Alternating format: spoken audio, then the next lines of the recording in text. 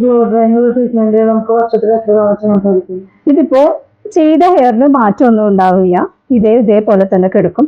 ഇനി നമുക്ക് റൂട്ടാണ്, ഇവിടുന്നാണ് ഗ്രോത്ത് വരിക. റൂട്ട് ഗ്രോത്ത് വരിക എങ്ങനെയാന്ന് വെച്ച് കഴിഞ്ഞാൽ, എന്താണോ നമ്മുടെ നാച്ചുറൽ ഹെയർ അതാണ് നമുക്ക് റൂട്ടിൽ നിന്ന് ഗ്രോത്ത് വരിക. ഇനി അപ്പോൾ നമ്മൾ കുറച്ചൊരു ഗ്രോത്ത് വന്നതിന് ശേഷം നമ്മൾ റൂട്ട് ചെയ്യുമ്പോൾ എത്രയാണ് ഗ്രോത്ത് ഉള്ളത് ആ ഒരു ഭാഗം മാത്രമാണ് ചെയ്യാൻ പാടുള്ളൂ. നമ്മൾ ഇപ്പൊ ചെയ്ത ഹെയറിന് ഒരു മാറ്റവും ഇല്ല, ഇത് ഇതേപോലെ തന്നെ കിടക്കും. ഒരു മാറ്റം അതിന് എത്ര വർഷം കഴിഞ്ഞാലും ശരി ഒരു മാറ്റം ഉണ്ടാവില്ല. റൂട്ട് എന്താണോ ഗ്രോത്ത് വന്നത് അത് മാത്രമാണ് നമ്മൾ ചെയ്യേണ്ടതുള്ളൂ. ഓക്കെ, താഴത്തോട്ട് ക്രീം ഇടാൻ പാടില്ല. ക്ലിയർ അല്ലേ? എത്രയാണോ ഗ്രോത്ത് വന്നിട്ടുള്ളത് ആ ഭാഗത്ത് മാത്രമാണ് നമ്മൾ ഇനി റൂട്ട് ടച്ചപ്പ് ചെയ്യേണ്ടുള്ളൂ. താഴത്തെ ഭാഗത്തേക്ക് ഒന്നും ചെയ്യേണ്ട. ഇപ്പൊ ചെയ്ത ഈ ഹെയർ ഇതുപോലെ തന്നെ എത്ര വർഷം കഴിഞ്ഞാലും, ഞാൻ പറഞ്ഞ പോലെയാണ് മാം കെയർ ചെയ്യുന്നതെങ്കിൽ എത്ര വർഷം കഴിഞ്ഞാലും ഈ ഹെയറിൽ ഒരു ഡാമേജിങ് ഉണ്ടാവില്ല, ഒരു ഡ്രൈനസും വരില്ല. ഇതേ ഷൈനിങ്ങോട് കൂടിയിട്ട് ഹെയർ നല്ല ഭംഗിയിൽ കിടക്കും.